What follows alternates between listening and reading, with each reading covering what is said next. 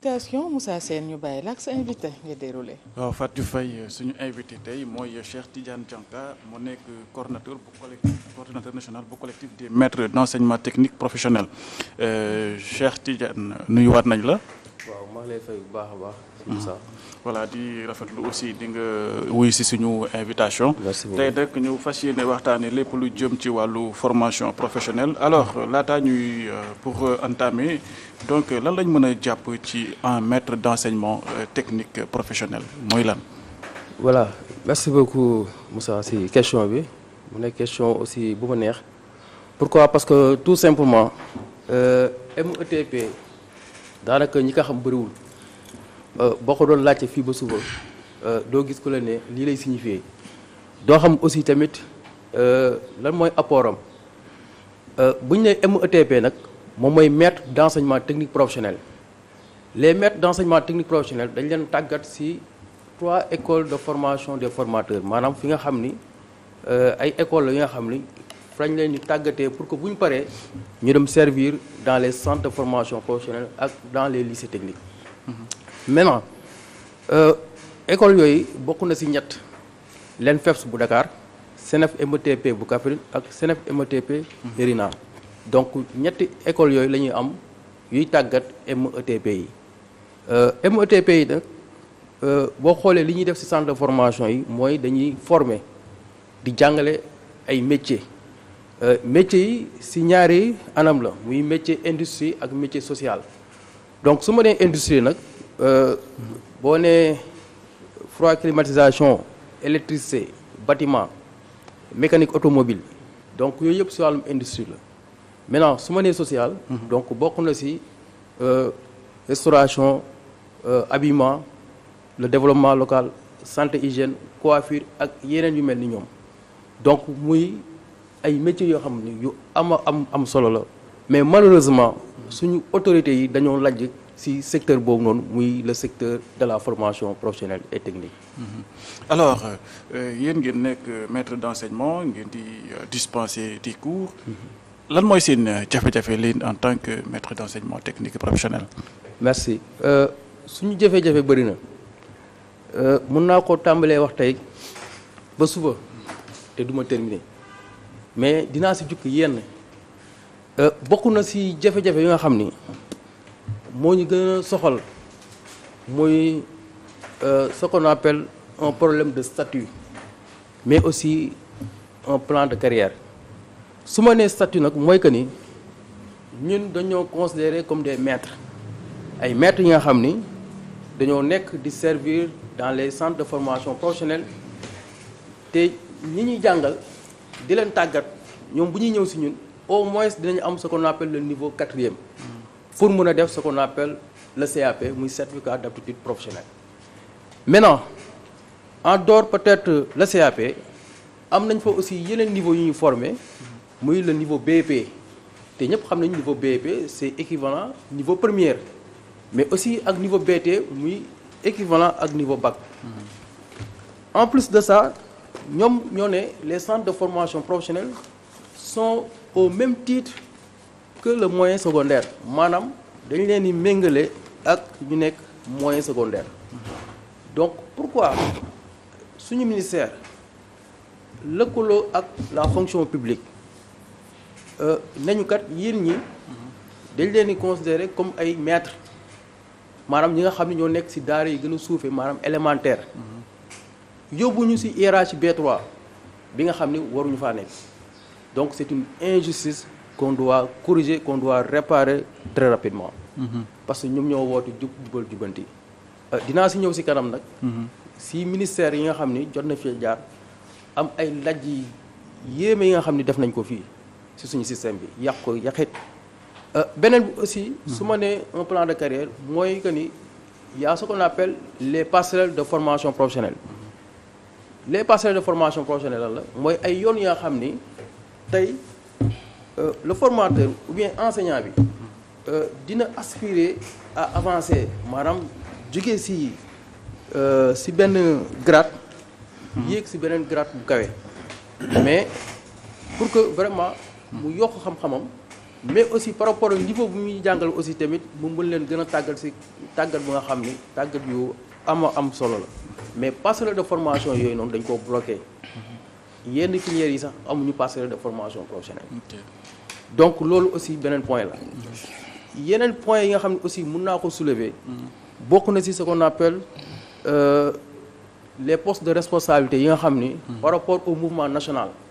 da ngay gis ñun ñi nga xam ne ñu ngi ci secteur bi nous sommes les produits de la formation professionnelle et technique mënatuñoo am un poste de direction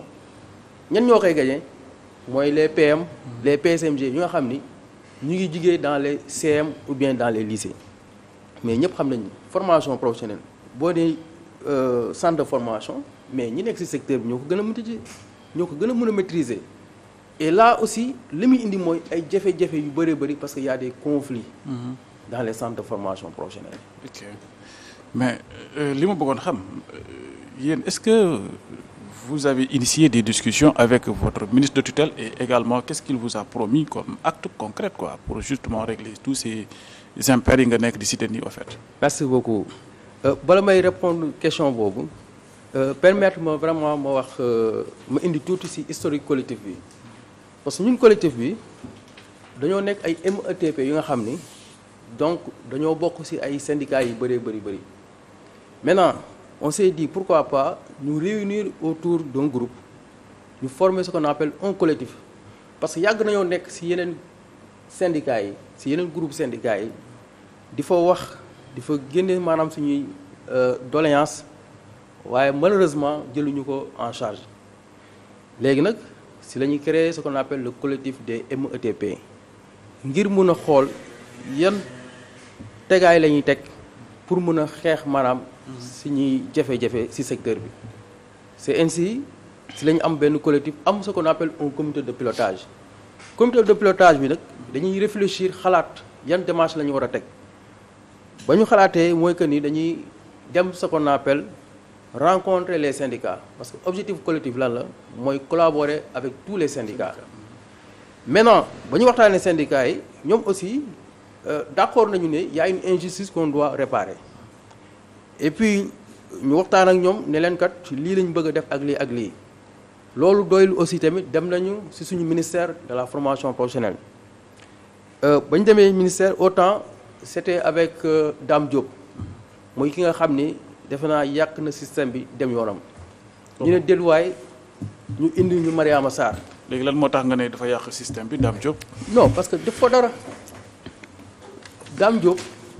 moo gën a rey le secteur de la formation professionnelle et technique. ah bon oui te Mariama Sarr aussi tamit même chose dañ ko def comme des postes politiques moom aussi lambari la fa nekkoon dem ak a ñëw di politique tal woon dara. posé wul benn acte. non defuñu fa dara pour vous dire vrai pour ngeen gis ko problème la ñu daan gis mooy lan la DRH ou bien DFPT daanaka man mun naa wax ni déposé nañu mémorandum au temps du ministre Dame Diop Mariama Sarr aussi on a fait la même chose kii di suñu ministre bu bees bi muy Moustapha Amadou Ndiaye Sarré aussi ñu ngi koy wax nag na def ndànk bu baax a baax pourquoi parce que tout simplement dañoo ñëw pour masla pour négocier pour discuter avec lui si dal te ak teraanga déposer nañu un document technique te bu ñu rek déposer mémorandum document technique lañ déposer wax ko situation bu ñu nekkee ne ko kat injustice la dañ ko war a réparer ñu def ko demande d'audience mais malheureusement ba léegi mënuñoo recevoir toog waxtaan ak ñun discuter ak ñun parce que dama yaakaar aussi tamit boo nekkee ci benn structure am say agent war nga mën a toog ak ñoom waxtaan ak ñoom ñu am ay jafe-jafe nga xool noo ko saafaree ñu ñuy rencontrer foofu DRH la vraiment maa ngi koy saluer de passage Sidi Faty Ndiaye ak le secrétaire général du ministre Camara Fall ñoom aussi am nañ disponibilité vraiment loolu dama koy témoigner mais nag ndey mbili ji ci boppam lañ bëgg vraiment que ni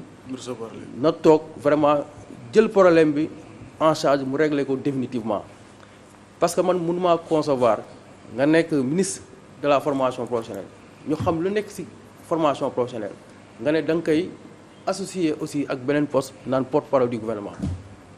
il faut que ça cesse quand même. nañu jox respect vraiment ñaar yooyu mu associé day gàllankoor benn bi. non na jàpp benn soit porte-parole du gouvernement mu dem lijjanti foofu soit mu toog ci secteur bi lijjanti jafe-jafe secteur yi donc def nañ ay démarches par rapport vraiment dem ci autorités yi waxtaan ak ñoom def nañ aussi pas mal point de presse def nañ ay rencontres aussi suñ biir mais vraiment affaire ba léegi avancé wul benn yoon. mais fii ministère yi lu ñu cumulé bari na de bu ñu gisee ministre de la culture gis nga li mu cumulé ci ay fonctions lu toll ne jeunesse culture nga boole ko ak sport teg ci. waaw xam nga. yéen sax deux la au moins bu dee ci côté éducation. mais ba léegi baaxul parce que ñun nee naa la suñu secteur dafa nekk secteur bu complexe secteur bi nga xam ni dañ koo war a jox ak yelleef secteur enseignement professionnel et technique c'est le levier du développement tey boo bëggee combattre ce qu'on appelle le chômage ñii di mbëkk di dem géej yooyu noonu il faudrait vraiment ñu xool secteur bi agent yi nga xam ne ñoo fa nekk d'abord vraiment nga faj seen aajo ak seen soxla muy benn ñaar aussi tamit nga gëstu aussi tamit problème yi nga xam ne mu ngi ci secteur bi parce que maa ngi doon brosser un petit peu question yi les problèmes yi nga xam ne mu ngi ci secteur bi bokk na ci aussi le budget des établissements yi nga xam ne dañ koo wàññi mais ñun bokkuñu ak enseignement général parce que bu ñu demee ba ñuy méngale ak enseignement général c'est parce que ils ne connaissent pas vraiment ce secteur enseignement général ak enseignement professionnel et technique du benn parce que ñun nous faisons des pratiques à hauteur de 70% parce que da ngay jënd denrée da ngay jënd matériel parce que c'est le savoir-faire parce que à la fin dañ naan xale bi lan la mën il faudrait vraiment ñu outiller les centres de formation professionnelle et puis nag li si gën a garaaw mooy que ni wàññi nga budget établissement bi ba pare wàññi les inscriptions muy quelque chose moo xam ni vraiment kenn mënut a xam lan la parce que yenn comment dire inscriptions yi moo doon jàppale vraiment centres yi ñu mën a fonctionner normalement ak budget bi aussi fu mu tolloon après ban jeexital la indi mooy que ni tey da ngay war a def pratique doo def pratique parce que lan da ngay ñëw sa directeur ne la matière d'œuvre amul wala y a pas de denrée wala école bi amul xaalis nooy def da ngay libérer booy ñu dem ñibbi à la fin est-ce que di nga réussir vraiment sa objectif pédagogique. donc manque de financement bi day entraver développement secteur bi. ah bien sûr que oui parce que comme ni ma la ko waxee rek on fait à 70% la pratique ñun ay pratique la ñuy def bokkuñu enseignement général bi nga xam ni ñoom c'est des théories voilà donc là aussi li muy indi aussi des conflits au niveau des centres de formation professionnelle parce que ce directeur bu la nee awma matière d'œuvre ou bien awma xaalis tam nga ne ko non yaa lekk xaalis école bi ainsi de suite te alors que affaire bi ci kaw la donc yooyu aussi nekk na ay jafe-jafe yi nga xam ne mu ngi ci secteur de la formation professionnelle et technique. yow nee nga Dame Diop ak Mariama Sarr ñoo yàq kii bi ñoo yàq bokk nañ ci ñu yàq système bi alors que yéen est-ce que à l'époque posé woon ngeen ay actes comme ni ngeen koy defee nii avec l'actuel ministre. waaw moom laa lay wax Mariama Sarr dépose nañu dem nañ def ce qu'on appelle des demandes d'audience du ma ne benn demande d'audience waaye on a fait beaucoup de demandes d'audience Mariama Sarr Dame Diop aussi def nañ ay demandes d'audience pour ñu gisee ak ñun waxtaan ak ñun dépose nañ ce qu'on appelle le mémorandum aussi mais faalewuñu tànkamloo xam nga man benn moment li may jàpp mooy que nit ñi xëy na dañoo xamul secteur bi wala c'est des gens yi nga xam des fois dañu koy indil nii rek di ñu ko buux di ñu ko indil pour ñu jiite ñu waaye desee nañu maîtriser secteur bi man dama bëgg vraiment ñu mettre l'homme qu'il faut à la place qu'il faut parce que ces gens-là ne maîtrisent pas vraiment ce secteur en plus aussi si problème yi maa ngi la doon wax ne la centre de formation yi li ko gën a rey mooy que ni dafa am yi nga xam ni dañoo nekk dans des abris provisoires je vous donne l'exemple du CNFP Thiès CNFP Thiès fa laa nekk mais boo xoolee nous sommes logés au CAP de l'ENFEPS ba léegi amuñu un site qui nous est propre te alors que nous avons 5 filières là-bas te dañuy partager une classe avec 5 formateurs je dis bien dans une même classe est-ce que loolu yoon la donc ce que veut dire que ñoom ci boppam joxuñu gëdd joxuñu importance secteur enseignement professionnel et technique. 5 formateurs je dis bien je mesure bien ce que je dis 5 formateurs donc mën nga woote nga laajte pourquoi parce que tout simplement salle de classe yi ñu fa am bëriwul parce que dañoo aal ay salle de classe autant dañoo nekkoon maison conventionnel bu nga xam ni état moo ko doon fay état dem ba si biir ne fayatul mais naka ngay demee di créer waat di construire waat ay yeneen centre de formation professionnelle alors que centre de formation yi nga xam ni c'est déjà créé amuñu sax ce qu'on appelle fu ñu nekk muy benn vraiment appel bu nga xam ni maa ngi koy lancé au ministre pour mu gëstuwaat vraiment le CNFPT Thiès ak aussi vraiment des manques de matière d'œuvre ou bien de matériel yoo xam ni mu ngi ci centre de formation professionnelle nii donc dama koy wax aussi DAGE vraiment na gëstuwaat centre de formation yi parce que manqué nañ matériel yi nga xam ne dañ koy tëj ci magasin yi mu fay xomaat wala des fois ñu koy joxe ci nu mu la neexee nañ ko bàyyi waxuma nag avec docteur Kane ça s'est passé mais avant docteur Kane donc loolu amoon na au niveau du ministère de la formation professionnelle donc yooyu aussi tamit ma boole ko ci jafe-jafe yi nga xam ni vraiment ñu ngi koy rencontrer au niveau de ce secteur. donc jàpp nga ni répertoire des métiers dañ ko war a xoolaat gën ko saytuwaat. bien sûr que oui war nañ ko xoolaat bu baax a baax a baax parce que dama ne tout à l'heure que ni avec la vision de l'État en 2050 bokk na ci nee na bëgg na former 700 000 jeunes d'ici 5 ans ci yenn métiers yi pour réduire ce qu'on appelle le taux de chômage mais je pense bel et bien que ñi nga xam ne ñoo ko war a former mais du kenn ku dul ñun nous les agents de la formation professionnelle mais bu fekkee yow say agent taxawoo seen jafe-jafe fajoo seen soxla seen aajo mais tamit ñu ngi koy xaar parce que ñu ñoo ko war a former ba booba. mais est-ce que am na adéquation entre formation bi ak emploi bi. ah bien sûr que oui parce que centre de formation yi dafa am ce qu'on appelle des cellules yi ñu naan cellules d'appui à l'insertion de ce fait on ne se limite pas simplement de former mais on insère en même temps parce que cellule d'appui à l'insertion muy CA yi donc ñoom ñoo gérer maanaam wàllum insertion de ce fait après la formation ou bien durant la formation même dañuy defaale ce qu'on appelle des mises en des comment dire dañuy placer waale apprenants yi en stage et à la fin aussi tamit dañ leen ni jéem a wutal vraiment ce qu'on appelle un emploi au niveau de nos partenaires techniques et financiers aussi. Voilà. Alors lan ngeen gis ci université des métiers bi nga xamante ni dañ ko war a jëmmal alors est-ce que loolu nécessité la wala. waaw loolu lu war a mën a nekk la sax mais pour mu nekk aussi tamit il faut nga former say agents former ay agents yi nga xam ni agents yi qualifiés lañu.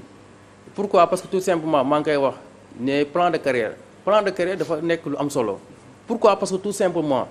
tey agent bi nga xam ni mu ngi ci benn grade mais da nga ko limité ne ko grade bi kat ñii nga mën a jàngal ak ñii mais tey boo nee à l'université tey il faudrait quand même ñu tàggataat jàngalekat yi mais ñu passé ko ci lu ñu naan les passerelles de formation professionnelle pour que ñoom aussi ñu am niveau vraiment pour mën a jàngal ay étudiants yi nga xam ni xëy na ñu ngi ci benn niveau bi voilà. Cheikh Tidiane Dianka ñu ngi lay jaajëfal bu baax. ci le fait que nga ñëw wuyu ci suñu invitation ngir waxtaanee formation professionnelle. mais nag yéen da ngeen manqué rigueur quoi par rapport ak ñi nga xamante ñoo nekk ci enseignement général parce que c'est très rare ñu dégg leen quoi. waaw parce que loolu boo ko gisee du leen lu dul suñu syndicats yi ñoo lajji c'est vrai que y a des efforts qui ont été faits récemment et vraiment je salue de passage le SAEMS. avec le secrétaire général El Hadj Malick Youm ñoom aussi ñu ngi def ay efforts de même que le syndicat SEPT voilà donc avec le secrétaire national Amar Kane de même que aussi SUDES aussi vraiment le CUSEMS authentique aussi bi nga xam ni fa laa nekk ñoom aussi récemment ils sont conscients vraiment de cette situation ñu ne aussi dañuy mettre en place ce qu'on appelle une section de la formation professionnelle ngir gën a taxaw jafe-jafe enseignement professionnel et technique mais loolu aussi tamit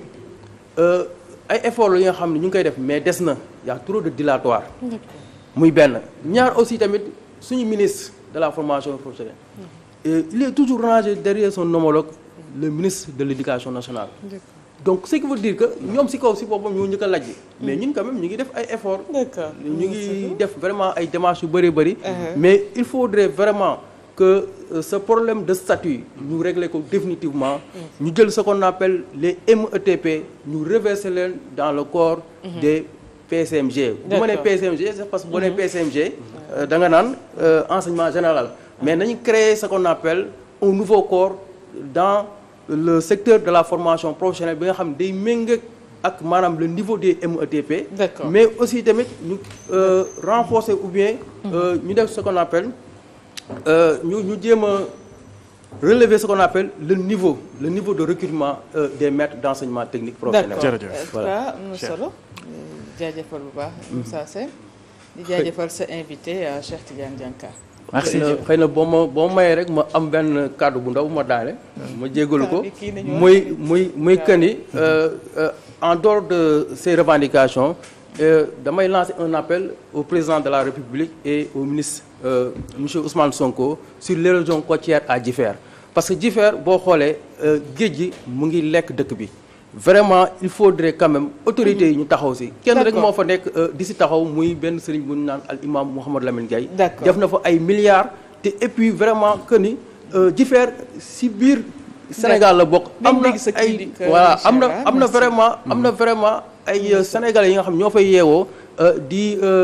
comment dirais-je di daan seen doole donc ñoom aussi nañ leen considérer que ni si biir dëkk bi lañ nekk ñu taxaw seen jafe-jafe bu baax a baax di leen remercier vraiment jërëjëf merci beaucoup moom fa ngay taxaw pour dem dem war quoi voilà effectivement gaal yaa ngi ko taxaw Pape Sadio moom war nga ko xam